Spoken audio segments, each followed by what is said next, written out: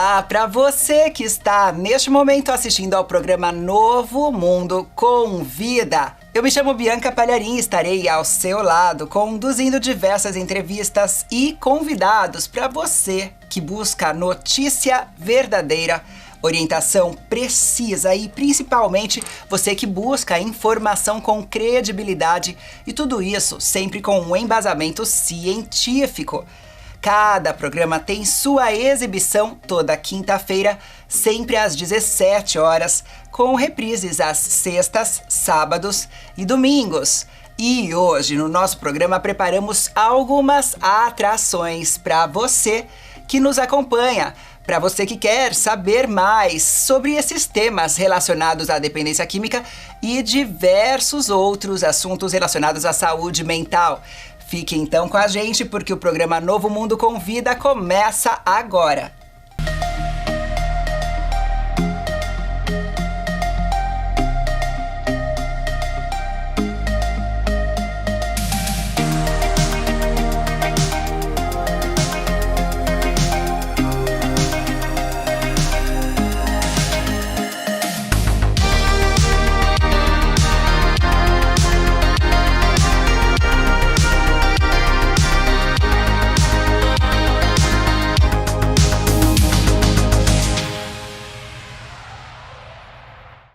Seja muito bem-vindo, seja muito bem-vinda ao programa Novo Mundo com Vida de hoje. Tá imperdível, tá cheio de informações, de dicas, também curiosidades e até te ajudando a desmistificar algumas coisas, alguns temas que parece, às vezes, que em nossa sociedade não está sendo tanto assim explorado ou informado para as pessoas como você que acompanham este programa. Nosso convidado de hoje é um médico cardiologista e que tem um trabalho especificamente aí voltado para a conscientização e para também ajudar pessoas a libertarem-se da dependência química ativa. Conosco aqui no nosso programa Novo Mundo convida o Dr. Carlos Henrique Costa. Seja muito bem-vindo, Dr. Carlos, tudo bem? Tudo bem, prazer estar com você, Bianca. Prazer todo nosso. Conta pra gente como é que surgiu a relação cardiologista, mas assim ajudando na questão da dependência química. Como que aconteceu desses temas se cruzarem na sua vida? Interessante, eu tinha um sonho de criança de ser médico e, como médico, ser cardiologista. E quando passava uma ambulância aqui por São Paulo, sirene ligada, eu ficava olhando ali pela frestinha, vendo se eu conseguia enxergar alguém ali dentro. E o meu sonho era um dia estar ali, ajudando as pessoas, procurando salvar vidas. E realizei esse sonho. No início da minha carreira, trabalhava em emergência cardiológica, UTI, saída de ambulância, doentes graves. E eu fui, com o tempo, percebendo dois pontos. Primeiro, eu percebi que no pronto-socorro cardiológico eu atendia muito mais pessoas com crise de ansiedade, problemas emocionais, do que propriamente infarto e derrame. Então fui buscar uma formação na área de psicologia cognitivo-comportamental, para olhar para o indivíduo não apenas o coração, o músculo cardíaco, mas o coração como símbolo das emoções. Fiz essa formação, adorei e me ajuda muito a olhar o ser humano na sua integralidade. Depois fui para a área de saúde ocupacional, medicina do trabalho, porque eu achei que era importante trabalhar com a prevenção. A medicina do trabalho ela tem esse enfoque na prevenção. Então eu percebi também, como cardiologista, eu estava chegando tarde, tratando o infarto, o derrame. Eu precisava trabalhar mais a prevenção, trabalhar com estilo de vida saudável. Então aí fui buscar ajudar as pessoas também na prevenção. Por isso que o cardiologista que vê o ser humano na sua integralidade. Uma vez meu pai, ele me perguntou, bom, você fez medicina do trabalho, fez cardiologia, fez terapia cognitivo-comportamental, afinal, como você é conhecido? E eu disse para ele, eu espero ser conhecido como médico que cuida de pessoas na sua integralidade. E essa é uma missão, parece, super importante para a sua vida ter propósito e até mesmo para você estar aqui compartilhando o teu conhecimento. Foram quantos anos, então, doutor, estudando? Muito tempo estudando, não é? Sim, são 34 anos de formado. Meu Deus. E eu digo para você, realizado. Mas eu tenho muito o que fazer ainda. Eu acho que a gente precisa trabalhar muito ainda na prevenção e, como você mencionou no início, a informação, a educação e a informação em saúde que salva vidas. Precisamos chegar antes que as pessoas adoeçam. As pessoas ainda fumam muito, porque eu me lembro quando eu era criança, eu tenho 42 anos. Eu me lembro quando eu era criança, havia muita propaganda de cigarro, muita propaganda, por exemplo, né, o estereótipo da pessoa feliz, da pessoa bem relacionada, da pessoa que tem amigos, assim como até hoje a gente vê da bebida alcoólica. Aquele estereótipo de, puxa, quer ser uma pessoa atraente, interessante, descolada, fume um cigarrinho. E eu cresci com essa, era o finalzinho até de uma cultura, mas ainda tinha.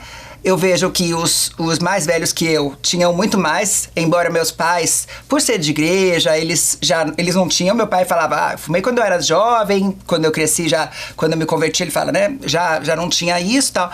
Mas ainda vi muitos adultos fumando. Eu tenho às vezes a impressão de que é menos do que quando eu era criança. Mas também é por causa, às vezes, do meu ciclo de pessoas, né? Como que são hoje as estatísticas? Tem muita gente fumando, doutor? Sem dúvida. E você mencionou da questão de como era antes. Quando eu me formei, 34 anos atrás, nós tínhamos 35% de fumantes no nosso Brasil. Meu Deus. Hoje gira em torno de 10%. Felizmente, nós conseguimos essa redução. E eu até brinco que eu estou aqui por causa do cigarro, porque meus pais eram fumantes. E eles se conheceram. Minha mãe foi pedir cigarro, meu pai estava sem cigarro, foi pedir um cigarro, e daquela conversa deu namoro e do namoro o casamento. Então, mostrando no passado, muita gente fumava. Mas, felizmente, do ponto de vista cultural, hoje, o cigarro que no passado era chique, glamuroso, fumar, hoje não. Hoje é um comportamento indesejável. A cultura mudou. De fato, você mencionou, com relação ao álcool, nem tanto. Hoje ainda tem a propaganda do álcool liberada, nós ainda temos uma influência social muito grande com relação ao álcool. Eu costumo dizer que a dependência química como um todo, né, nós temos 3 elementos. Um indivíduo, que eventualmente até geneticamente predisposto à dependência química, a substância que tem o poder de induzir a adicção e o ambiente social, que pode ser protetor ou facilitador. Hoje, no Brasil, o ambiente social com relação ao tabagismo é um ambiente social protetor, via de regra. Com relação à bebida, não podemos dizer o mesmo.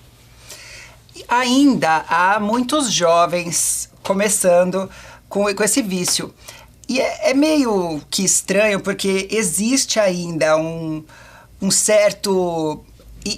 como se fosse assim, parte do processo de você se rebelar, o rebelde vai pro, né, começa a fazer algo assim que por exemplo, o cigarro é fedido, o cigarro deixa a pessoa com tosse, com mau hálito, né, então é uma série de coisas assim tão desagradáveis, mas ainda exerce um certo fascínio, e até como você tem uma das tuas especializações como psicólogo, né, como que você enxerga isso, esse fascínio? O que essa fumacinha tem que atrai os jovens? Exatamente. A nicotina é uma droga poderosa, perigosa, traiçoeira, mas sedutora.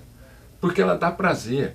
E tem a questão ainda da sociabilidade. Então, aquele grupinho de rebeldes que se reúnem para fumar, o outro para enturmar vai usar também. E aí, a partir do encontro dessa substância, aí a substância faz o seu papel de induzir a dependência e a compulsividade. E depois, uma vez dependente, para sair dessa situação é muito difícil. O tabagista ele precisa de apoio, de cuidado, de acompanhamento para se libertar dessa doença. E outro detalhe que você mencionou muito bem, no caso do jovem, as complicações do cigarro vão demorar 10, 20 anos. Então ele até percebe o mau hálito, o mau cheiro, está gastando muito, dente, amarelos, né? Isso ele percebe. E para a gente conversar com o jovem, a gente precisa falar a linguagem dele e mostrar para eles que esse é o caminho. E um caminho que muitas vezes, para muita gente, sem volta. Por quê? Nós estamos falando de 8 milhões de mortes todos os anos no mundo inteiro por causa do cigarro. E é importante dizer que desses 8 milhões de mortes, 1 milhão é de fumante passivo. Nossa. São pessoas que não fumam, mas respiram a fumaça tóxica do cigarro. E um dado da Organização Mundial de Saúde que é ainda mais alarmante. Desse 1 milhão, 60 mil são crianças que morrem sem ter fumado, mas intoxicadas pela fumaça do cigarro, desenvolvem doenças e podem, inclusive, vir a morrer pela exposição passiva à fumaça do cigarro. Então, é uma doença terrível, é uma doença terrível. E até aqui no nosso programa trazemos bastante o tema no que diz respeito a drogas, a substâncias mais pesadas. E até você atua bastante com diversas clínicas, levando uma abordagem prática para essa desintoxicação também da nicotina. No seu ponto de vista, é um momento quando a pessoa passa por uma internação ou o senhor pensa que é melhor deixar mais pra frente? Porque eu já vi até a clínica quando eu há 20 anos tive uma internação também, 4 na verdade, doutor, 4, até conseguir ficar bem, mas tinha esse tipo de visão. Não, depois a gente pensa aí na nicotina. E, na verdade, eles deixavam os próprios pacientes fumarem. Então, o teu ponto de vista, você acredita que já é bom aproveitar o embalo e vai isso também? Ou você acha que não? É muita coisa de uma vez? Olha, bem interessante, Bianca, a sua colocação. Eu aprendi muito com um caso. Eu implanto programas de dependência química em empresas. E nessa empresa que nós implantamos, um paciente que tinha doença do alcoolismo muito grave, precisou inclusive ser internado por um período, se recuperou da doença do alcoolismo, mas continuou fumando e veio a falecer de câncer de garganta. Então, com esse caso eu aprendi que a gente precisa tratar a pessoa no seu todo. Não adianta eu tratar a doença do alcoolismo, a dependência química, e não tratar o tabagismo, que muitas vezes vai levar esse paciente à morte. Então ele tratou a doença do alcoolismo, ele se recuperou muito bem, mas infelizmente perdemos esse paciente para o tabagismo. Então eu acho que a gente tem que ter esse foco da dependência química e procurar a recuperação na sua integralidade, totalmente limpo do uso desse tipo de substância, tabaco, álcool e outras drogas. Por que então, havendo essa possibilidade, a maioria das clínicas não aborda dessa maneira? A maioria, pelo menos das que eu conheci, ainda tratam uma coisa de cada vez. Eu acho que é uma perda de oportunidade, porque naquele momento, inclusive que ele está indo para uma clínica, ele já é uma oportunidade ali de uma reconstrução de vida. E se a gente já começa nessa fase sendo permissivo, talvez ele seja permissivo para as outras substâncias também. Então é muito comum as pessoas dizerem, eu parei de usar a maconha, o crack, mas eu estou usando álcool, ou o contrário. Recentemente nós tivemos um caso que me marcou muito. Ele saiu da Cracolândia, se recuperou da doença, da dependência química, do álcool, do crack, mas estava fumando. E aí fomos tratar então o tabagismo. E ele felizmente se recuperou, conseguiu parar de fumar, e ele dizia pra gente, olha, faltava a cereja do bolo, que era se libertar do cigarro, e hoje ele está feliz da vida, liberto também da nicotina. Que experiência! Eu fiquei até, no começo da história, eu fiquei preocupado, eu pensei, ai meu Deus, onde essa história foi parar? Uma história de hoje final ele tá bem. Feliz. Totalmente limpo, de todas as substâncias, trabalhando, frequentando a academia, tá forte. Gente, outra pessoa. Outra pessoa, transformado. E é um exemplo de que valeu a pena tratar todas as substâncias. É verdade. Olha que legal. Você vai ter também mais dicas, porque caso seja a sua situação, o momento em que você está na sua vida, talvez você está pensando já, ou já decidiu largar o cigarro, percebeu que isso está te trazendo inúmeros prejuízos, não só para você, mas também teus familiares. Então fique com a gente. Vamos para um rápido intervalo e daqui a pouco o Dr. Carlos ele volta com muito mais informações de credibilidade para você.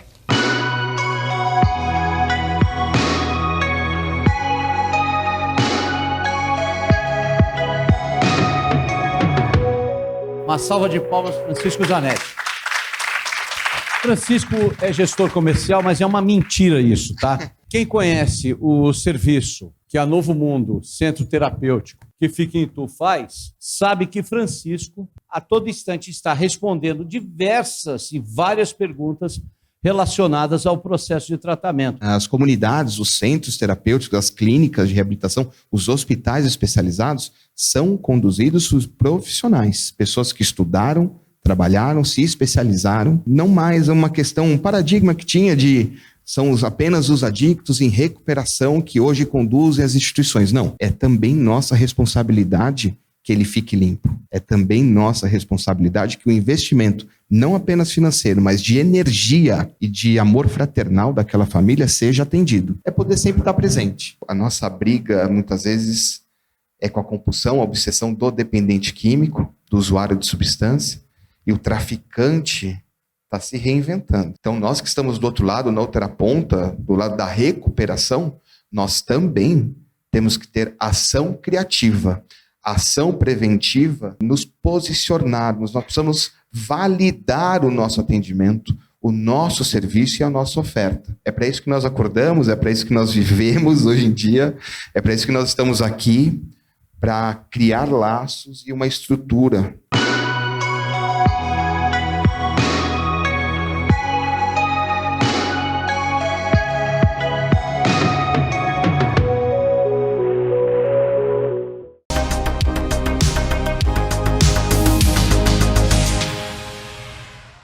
Praticar jiu-jitsu é benéfico para a saúde física e mental, proporcionando bem-estar e uma mudança positiva na vida daqueles que praticam esse esporte.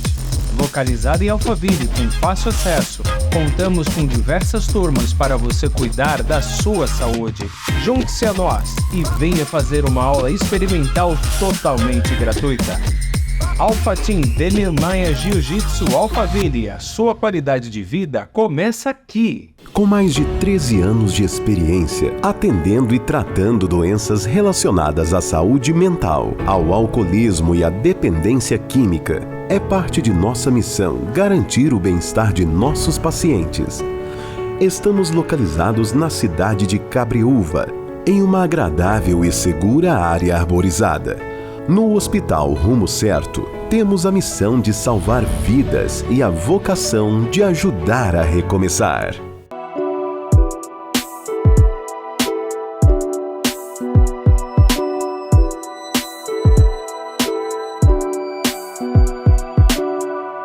Quando você acessa o site Como Onde Trata, na busca de locais da onde, poder internar, da onde poder decidir o melhor tratamento e o local mais adequado, entrando em buscar locais, do lado direito você vai encontrar filtro inteligente. E tem várias opções, desde modelo de tratamento, que tipo de hotelaria que você prefere, se é quarto individual, duplo, a abordagem que você procura, faixa de preço, tudo isso vai facilitar na sua escolha adequada dentro do seu padrão, dentro daquilo que foi destinado para cuidar e tratar de uma pessoa que você ama muito, que é o seu parente que precisa de ajuda para a recuperação.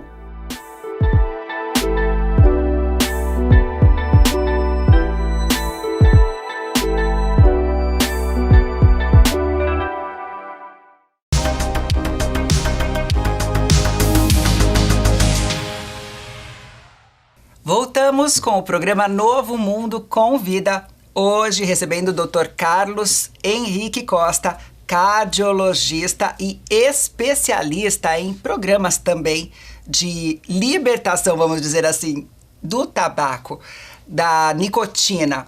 Ele comentou até no bloco anterior que tem desenvolvido diversos programas, feito parte do desenvolvimento também de diversos programas que vão nas empresas ajudar e também prevenir. Então, como é que acontece? Porque são duas coisas tão, embora parecem no mesmo balaio assim, mas é bem diferente. Prevenir e tratar, porque o cara que está no tratamento, ele já está viciado. E ao passo que o outro ali que está ainda na prevenção, precisa mesmo de informações que vão fundamentar o que ele não quer para a vida dele, né? Então, como que você consegue fazer essa mistura, doutor? É interessante, Bianca. Primeiro é a questão da informação. Então, a prevenção primária é levar a informação para que as pessoas não comecem a usar a nicotina e essas substâncias. Então, essa é a prevenção primária, através da informação. Informar que o tabagismo é uma doença que representa a principal causa de morte evitável em todo o mundo. São mais de 50 doenças diferentes causadas pelo cigarro, que tem toda a questão do impacto social, do mau cheiro, do mau hálito, da questão econômica, do tabagismo passivo, enfim. Então, informações de qualidade para essa comunidade, que pode ser empresa, pode ser o condomínio, pode ser a igreja, levar a informação. Mas lá dentro já tem aproximadamente 10%, que é a estimativa que nós temos, de pessoas que já estão doentes, dependentes da nicotina. E esses precisam de ajuda, de apoio, de cuidado e acompanhamento. Aí a importância de, primeiro, criar um ambiente em que essa pessoa se sinta à vontade para pedir ajuda. Esse é o ponto importante. A crítica para o fumante empurra o fumante para o cigarro. Então ele precisa sentir que ele vai ser acolhido por um programa dentro da empresa, dentro da sua comunidade. Aí vem a estratégia de oferecer ajuda, porque, como eu disse, a nicotina é uma droga poderosa e nós temos uma série de estratégias, porque a dependência é física, psicológica e comportamental. Então nós vamos ter que tratar os 3 pontos. Algumas vezes até lançar mão de medicamentos para aliviar os sintomas de abstinência, mas não adianta só o remédio. Remédio nenhum faz o fumante parar de fumar. Ele precisa tratar a questão comportamental e psicológica também. Isso é interessante, na minha abordagem eu gosto muito da ajuda mútua, do grupo. E dentro do ambiente de empresa, então, um fica apoiando o outro, um fica incentivando o outro e o resultado é muito melhor. Então eu gosto muito desse tipo de abordagem. Explica para a pessoa que está assistindo em casa e que não consegue até identificar quais seriam os fatores que fazem parte do comportamental, do orgânico ou físico do que você falou, né? E também emocional e psicológico. Então, para a pessoa identificar os próprios comportamentos, como que seria um exemplo? Eu costumo dizer com os meus pacientes que ele precisa conhecer a doença que ele é portador. É como o diabético, ele precisa saber que ele não pode ingerir o açúcar, que ele tem que tomar o remédio na hora certa, uma série de recomendações médicas. E no caso do tabagista também, ele precisa reconhecer qual que é o tipo de dependência que está predominando em determinado momento. Então, por exemplo, logo ao acordar é a dependência física. Ele já acorda em abstinência, tanto que quanto mais dependente, mais rápido ele acende o cigarro ao acordar. Essa é a dependência física. Aquela irritabilidade, dificuldade de concentração, alteração do humor, quando ele tenta diminuir a dose ou está sem o cigarro. A dependência, nesse caso, é física. Tem a dependência psicológica, que ele associa o estresse emocional, brigou com o namorado, discutiu com a chefia, está preocupado com o filho, está nervoso, ansioso, o time perdeu, vai no cigarro. O time ganhou, vamos comemorar. Então, uma vez eu fiz uma palestra e falei, o cigarro é o amigo das horas difíceis. Aí o paciente falou, não, doutor, ele é de todas as horas, é na alegria e na tristeza. Então, esse vínculo, aliás, o tabagista ele tem um vínculo afetivo com o cigarro. Ele vê o cigarro um amigo, um companheiro, um parceiro, um confidente. E a gente precisa mudar essa relação que o tabagista tem com o cigarro. Não, ele não é amigo, muito pelo contrário. Ele é um impostor, ele é um vilão. Olha. Ele traz doença, sofrimento e morte prematura.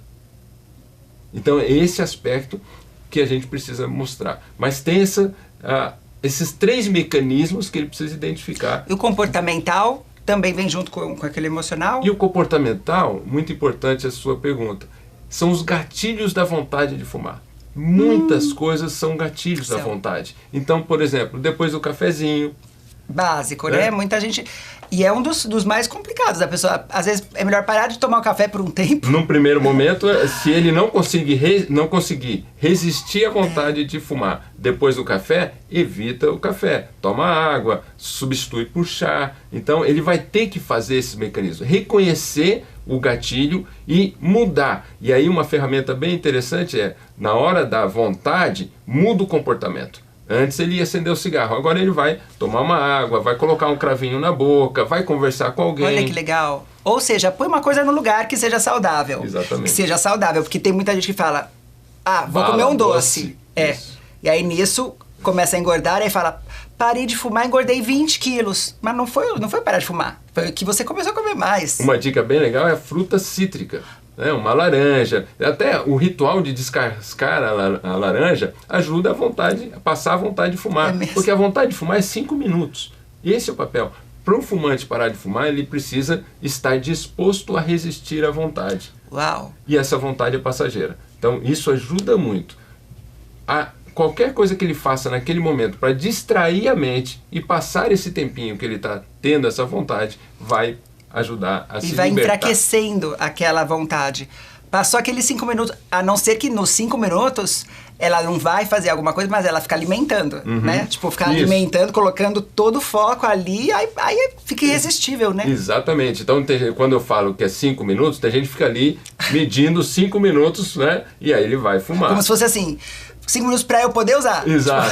Não, ele tem que ter essa disposição para resistir à vontade de fumar. Só para poder dizer pro Dr. Carlos que 5 minutos não fez passar. Não passou, né? Então é isso. E assumir esse compromisso. Sim. O compromisso de resistir à vontade quando ela vier. O que você pensa, o que o senhor pensa, doutor, que mais faz a diferença, também quando a pessoa já está querendo, mas não tanto, assim, no processo de largar, até na tua experiência nas empresas e até dentro desse contexto de sentir estímulos, o Estado tem feito algo assim para incentivar as pessoas a largarem o cigarro, a nicotina, como formas de ter mais vontade, né? Para que a pessoa tenha o despertar, preciso parar com isso. Isso, como eu mencionei, eu entendo que a ajuda no grupo é muito importante. E a gente vai trabalhando a motivação e o acolhimento. E no grupo, quando ele percebe, olha, ele parou de fumar e está melhor, o cheiro melhorou, está economizando dinheiro, está feliz. E a gente sempre que um ex-fumante conseguiu deixar de fumar, a gente aplaude. Então, mexe com o emocional, tem um ganho, um reconhecimento de todo o grupo. E aí essa pessoa ela vai se motivando. Então a gente também tem que reconhecer que parar de fumar é um processo. E a gente tem que dar tempo ao tempo, mas obviamente acompanhando. O que eu falo com os pacientes, nós precisamos caminhar lado a lado. Não adianta eu ir na frente ou atrás empurrando. Vamos caminhar lado a lado com o objetivo comum de promover saúde. E você mencionou o Brasil. O Brasil é modelo para o mundo no controle do tabagismo. Como eu falei, mais de 30 anos atrás tínhamos 35% de fumantes, hoje gira em torno de 10%. Por quê? Por políticas públicas bem feitas. Propaganda passou a ser proibida. Né? Foi proibido fumar em ambientes coletivos.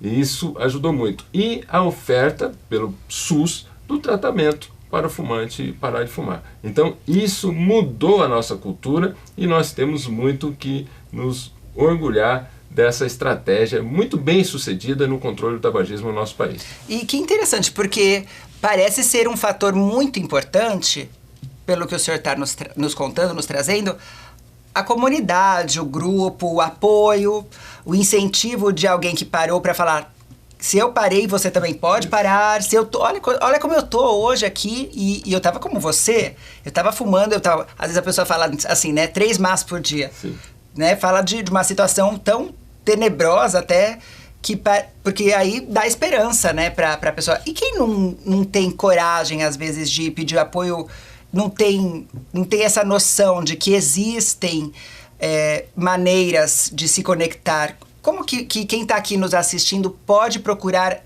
ajuda? De um grupo, de uma comunidade, no SUS? No SUS. Então, no SUS, muitos municípios do nosso país têm esse programa. No município onde eu trabalho, nós temos o programa em Jundiaí, 16 anos de programa, mais de 10 mil fumantes tratados e recuperados da doença do tabagismo. Então, muitas UBSs têm o programa, então é importante você procurar a UBS e, se não tem, sugerir que tenha, Porque se muitos lugares têm, por que no seu município, na sua UBS não tem? Então é importante também a própria comunidade se mobilizar para trazer essa ajuda que é tão importante para o fumante parar de fumar. E existem também as propagandas que o próprio programa consegue fazer para mostrar esses cases de sucesso, cases reais, porque eu vejo o quanto que esse negócio de ter um exemplo, né? Então, puxa, eu me enxergo na história daquela pessoa, poxa, se ele parou, eu posso parar. Olha como ele está hoje com a família dele, olha como a família está com orgulho dele de ter superado esse desafio, essa questão que incomodava todo mundo da família. Essa propaganda, o senhor pensa que é válida? E como que podemos até valorizar mais, levar para as escolas, igrejas? Exatamente. Como você mencionou, esse exemplo que inspira, eu costumo dizer no nosso grupo, ajuda mútua inspira, motiva e transforma doentes, dependentes, em pessoas livres, saudáveis e felizes. Nós temos muitos depoimentos de pessoas que expressam que deixar de fumar significou ter uma vida mais feliz. Sim. Depois que se libertou da dependência do cigarro. Então esses depoimentos falam muito mais do que qualquer argumento técnico, médico, né? Verdade. Porque é a experiência de vida. É possível, existe um caminho, né? Existe uma ajuda, um cuidado, e é importante também o acompanhamento, porque nós sabemos que existe o risco da recaída. E aí tem aquele lema que nós usamos dos grupos anônimos, evitar o primeiro cigarro, um dia de cada vez, só por hoje. Então vale para o alcoolismo, para a dependência de outras drogas e vale para o tabagista também. Então como é que nós mudamos a realidade cultural do nosso país? Através de informação, programas como esse, que mostrou que o país está no rumo certo, levando informação de qualidade, prevenindo a iniciação, mas também oferecendo ajuda para aquele que infelizmente já adoeceu, mas que precisamos evitar que ele venha a complicar, né, desenvolver doenças causadas pelo cigarro.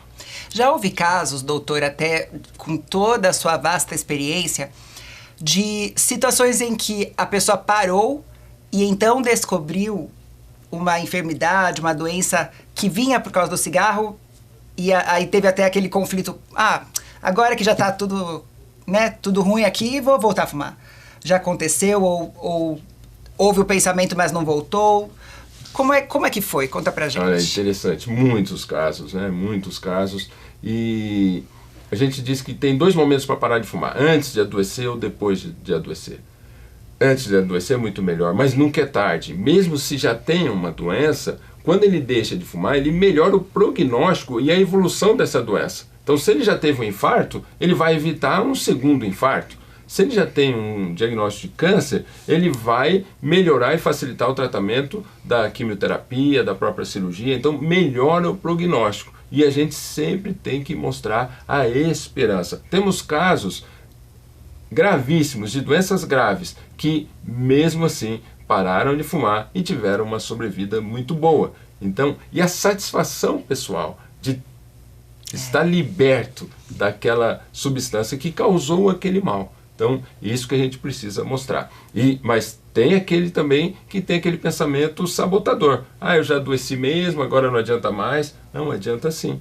Adianta, vai melhorar o seu prognóstico deixando de fumar. Nunca é tarde para parar de fumar.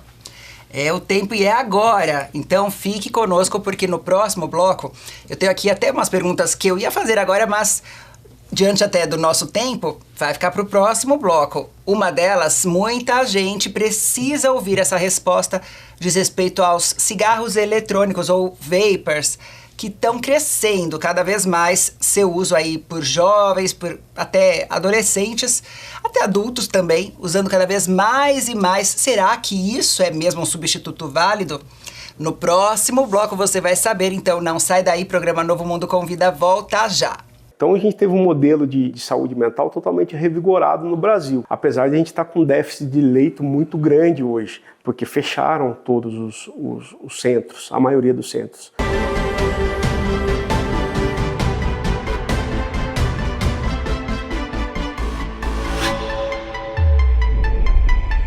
Não dá mais para trabalhar de qualquer jeito, não dá para a gente fazer qualquer tipo de serviço.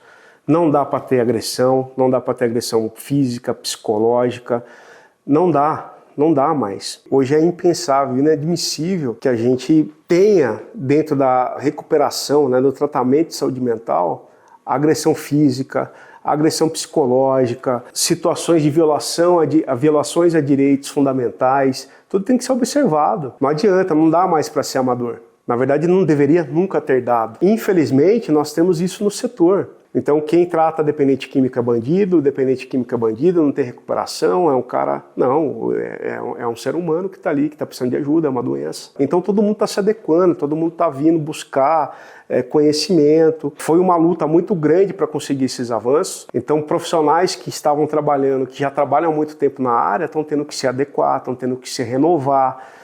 As instituições estão tendo que se renovar e várias condutas não cabem mais. Algumas instituições já estão regularizadas, outras ainda não, porque a vigilância sanitária, o órgão de fiscalização não reconhece a lei, tem essa briga o tempo todo, qual que é o CNAE, qual que é o CNES, vai ser hospital não pode. Leva esse conhecimento, equipa inclusive o Estado desse conhecimento para que ele possa tomar as decisões corretas.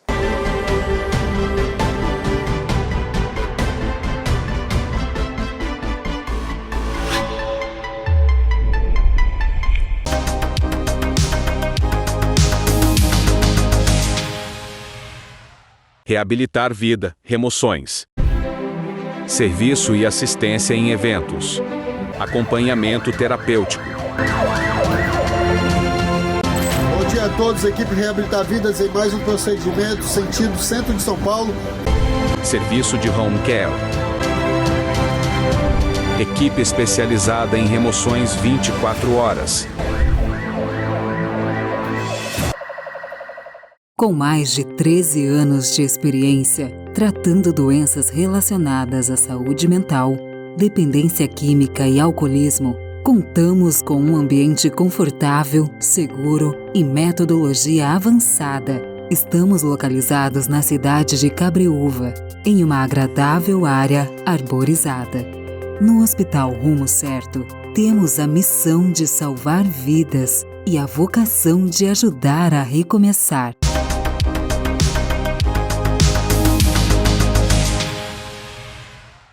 Estamos aqui de volta com o programa Novo Mundo com Vida, que hoje recebe o querido Dr. Carlos Henrique Costa, trazendo informações atualizadas. Sabe aquele, acho que é F10, né? Que o pessoal atualiza. É um desses comandos. Aqui a gente traz coisas atualizadas, porque já tem muita coisa aí propagada que é antiga. Uma delas, doutor, é essa onda que no começo todo mundo olhava e falava assim, puxa, que legal, que coisa boa esses vapers, que coisa interessante, inteligente. Ah, agora vai ser fácil para o pessoal parar de fumar. Depois começaram as notícias. Puxa, isso pode não ser tão bom assim, talvez, quem sabe. E agora já é sabido, isso é péssimo para a saúde. É isso mesmo, doutor?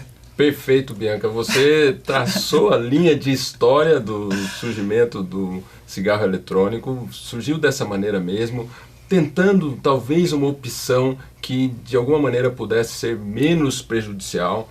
E o que nós observamos ao longo desse período? Que o cigarro eletrônico ele é tão prejudicial quanto o cigarro comum.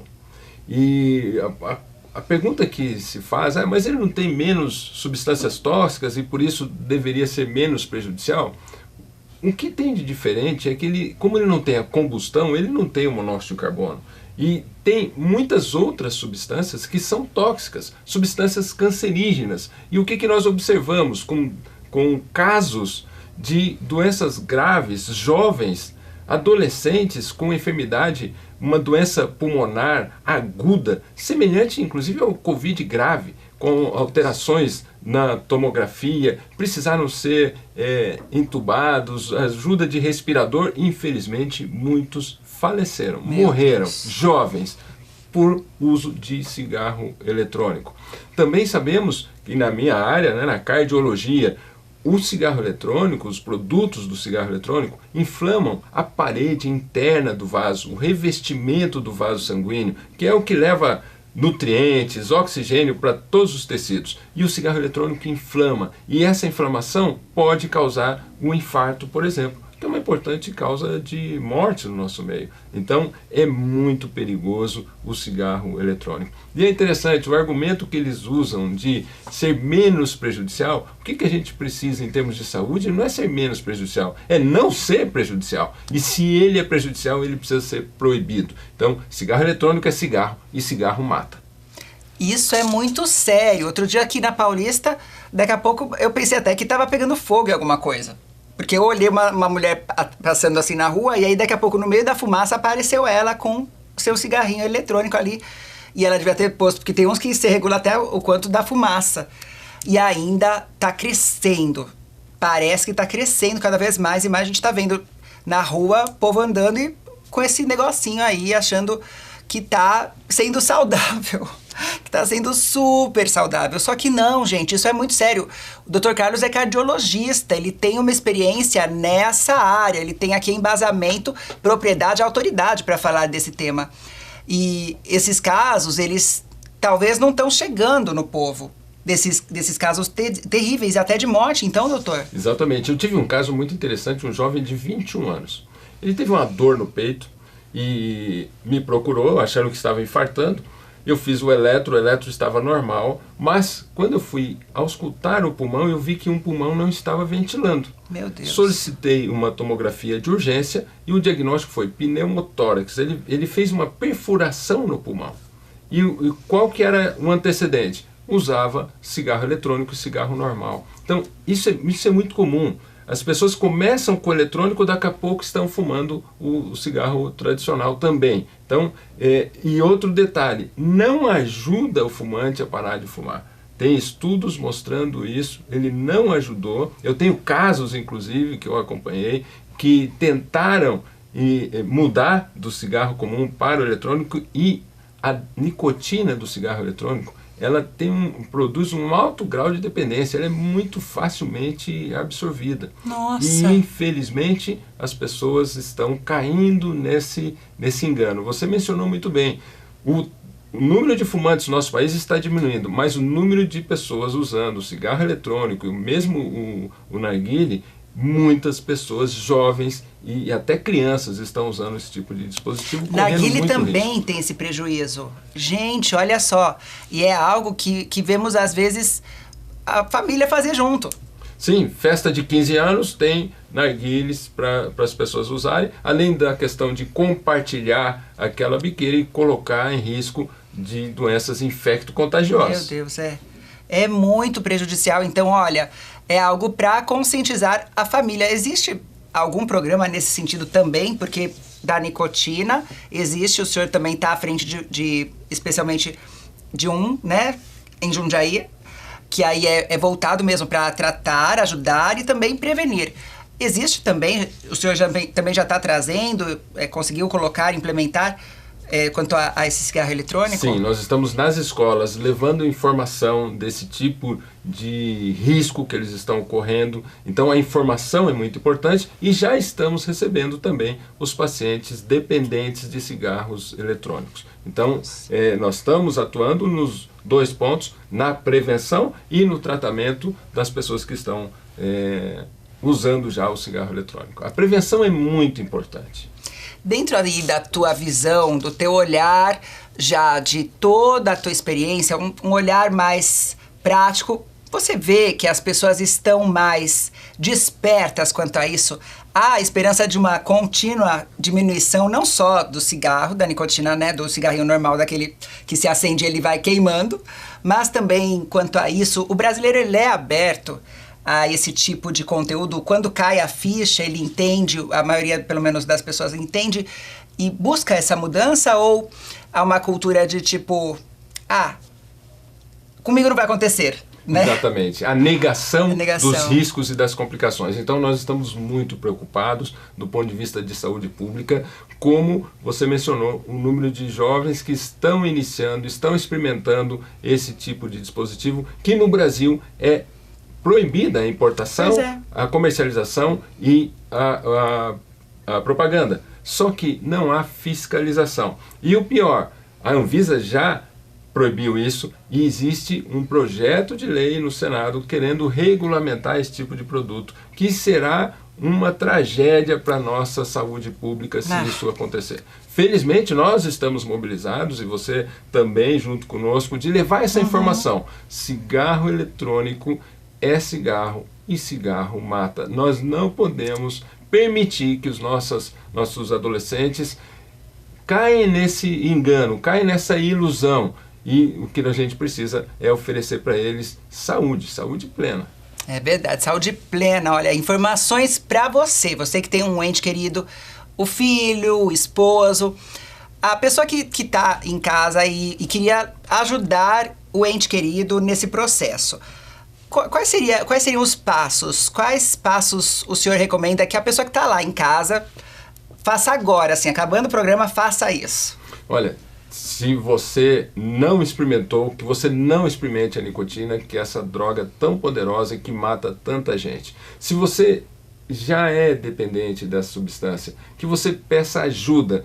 Nós temos vários profissionais, tanto no setor privado quanto no setor público, que oferecem ajuda para que o fumante deixe de fumar. Então é muito importante pedir ajuda, mas com acolhimento, com apoio, com o caminhar ao lado. Essa é a nossa proposta, e o familiar também deve ter esse tipo de abordagem. Como eu falei, a crítica empurra o fumante para o cigarro. Então é importante o diálogo, principalmente com os adolescentes, de mostrar os riscos, levar a informação, e, se a pessoa já é dependente, levar para o acompanhamento médico. Em Jundiaí, existe esse programa que ajuda as pessoas no processo.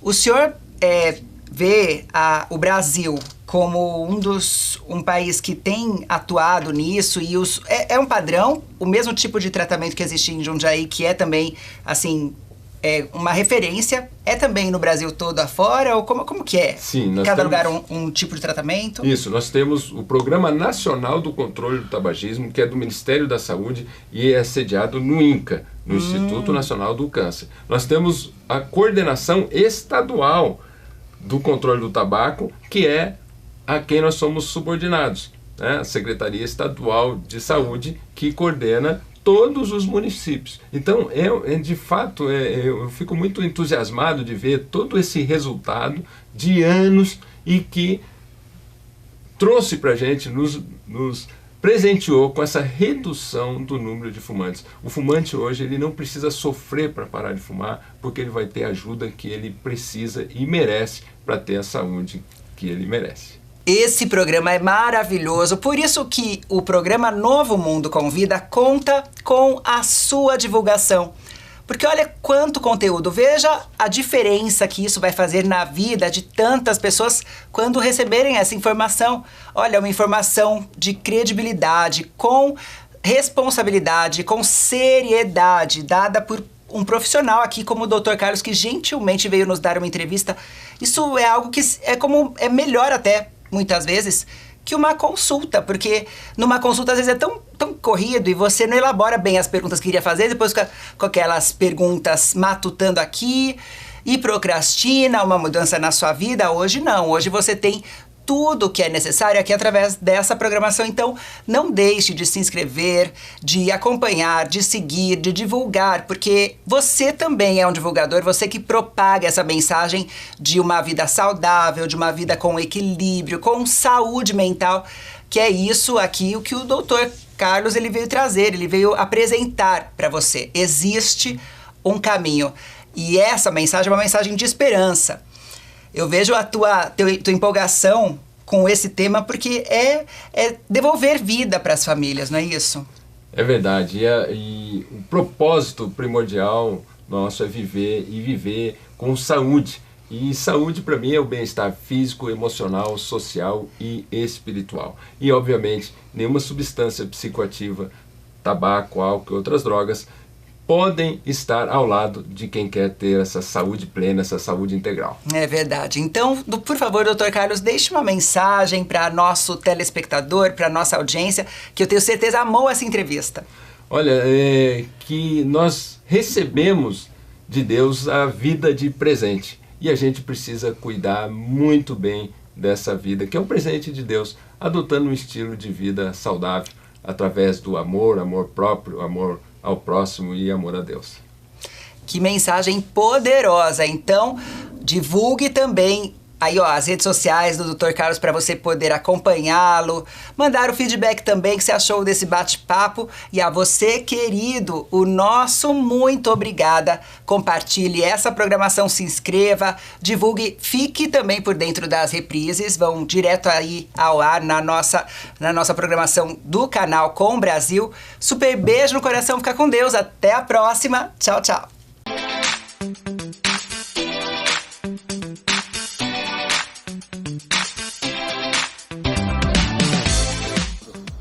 Olá, muito prazer.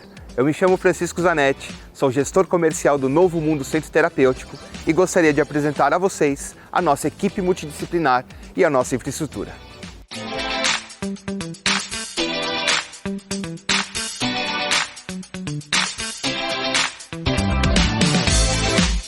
Eu sou Ana Lisboa, Master Coach de Vida e Carreira, consultora de RH e especialista em empregabilidade. Eu estou aqui para falar do Novo Mundo Centro Terapêutico. Aqui eu componho a equipe ajudando os nossos clientes a integrar a vida profissional à vida pessoal. Olá, eu sou a Arnandra Bill, enfermeira pós-graduada em saúde mental e trabalho no Novo Mundo Centro Terapêutico. Meu nome é Marília Alckmin e eu sou psicóloga pós-graduada em dependência química. O paciente que procura o Novo Mundo Centro Terapêutico, ele sim vai fazer a desintoxicação e sua reabilitação, mas também a reinserção social. Seu home office, atividades externas acompanhados por profissional qualificado e especializado. Olá, sou Daiana Camargo, professora do estúdio Priscila Gonçalves, parceria com o Novo Mundo Centro Terapêutico. Sou Fabiana Roldan, trabalho no Novo Mundo Centro Terapêutico, desenvolvo o papel de concierge, atendendo todas as demandas dos nossos pacientes e familiares. Meu nome é Claudiano Pelisson, sou diretor-geral aqui do Novo Mundo Centro Terapêutico e nós desenvolvemos e aplicamos uma metodologia inovadora e exclusiva. Nós temos como base os princípios da individualidade e da interação social.